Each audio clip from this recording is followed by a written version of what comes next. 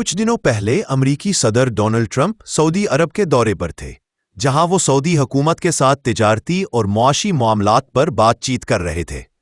اس دورے کے دوران ان کی دو باتیں سوشل میڈیا پر بہت زیر بحث رہیں۔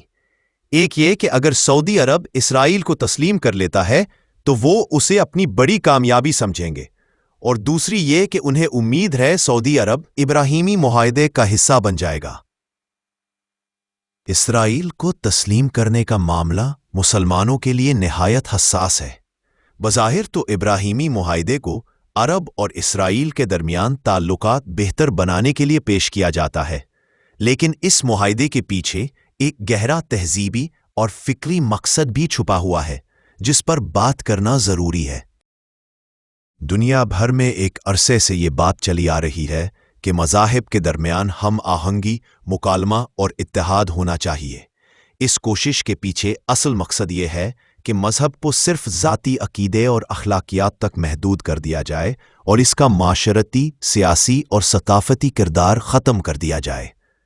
زیادہ تر قومیں اس سوچ کو مان چکی ہیں، لیکن مسلمانوں کے اندر، خاص طور پر عوام اور دینی طبقات، مذہب کو صرف نجی معاملہ نہیں سمجھتے۔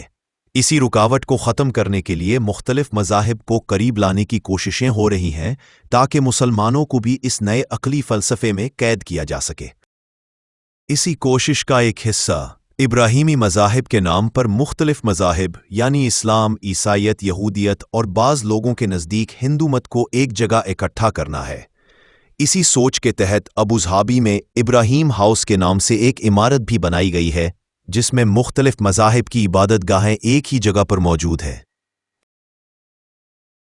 اس سے پہلے بھی ایسی باتیں سامنے آ چکی ہیں۔ تقریباً 50 سال پہلے لیبیا میں ایک عالمی کانفرنس ہوئی تھی جس میں اس وقت کے لیبیائی حکمران معمر قذافی نے یہ کہا تھا کہ حضرت ابراہیم علیہ السلام چونکہ سب آسمانی مذاہب کے مشترکہ نبی ہیں اور انہوں نے اپنے ماننے والوں کو مسلمان کہا تھا، اس لیے صرف انہی سے نسبت کافی ہے اور حضرت محمد صلی اللہ علیہ وسلم پر ایمان لانا ضروری نہیں۔ لیکن اسی کانفرنس میں مصر کے نائب صدر حسین الشافعی نے فوراً اس بات کو رد کر دیا اور کہا کہ کوئی بھی شخص اس وقت تک مسلمان نہیں کہلا سکتا جب تک وہ حضرت محمد صلی اللہ علیہ وسلم پر ایمان نہ لائے اور انہیں آخری نبی تسلیم نہ کرے۔ اسی سے جڑے ایک ذاتی مشاہدے کا ذکر علامہ زاہد الراشدی صاحب بھی کرتے ہیں۔ کہتے ہیں کہ میں ایک مرتبہ امریکہ کے شہر شکاگو میں تھا اور حضرت مولانا منظور احمد چنیوٹی رحمت اللہ علیہ کے ہمراہ ایک بہائی مرکز دیکھنے گیا جن کا عقیدہ ہے کہ دنیا کے تمام مذاہب سچے ہیں اور سب کو ایک ساتھ چلنا چاہیے۔ اس مرکز میں ایک ہی ہال میں مختلف مذاہب کی عبادت گاہیں بنائی گئی تھیں۔ مسجد، چرچ، مندر، سینیگیگ یعنی یہودی عبادت گاہ، گوردوارہ اور بدھ عبادت گاہ سب ایک ہی چھت کے نیچے موجود تھے۔ ہر عبادت گاہ کا اپنا مخصوص ماحول بھی مہیا کیا گیا تھا۔ جب مرکز کے ایک نمائندے نے ہم سے پوچھا کہ یہ منظر کیسا لگا تو میں نے جواب دیا کہ آپ نے ایک عمارت کے اندر مسجد اور چرچ کو تو جمع کر دیا، مگر ایک خدا اور 3 خداؤں کو کیسے ایک جگہ کیا؟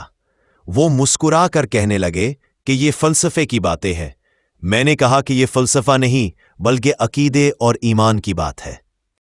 میرے خیال میں یہی نظریہ ابراہیمی معاہدے کے پیچھے کار فرما ہے، یعنی مختلف مذاہب کو اس طرح جوڑ دیا جائے کہ ان کے اصل عقائد کا فرق ہی مٹ جائے۔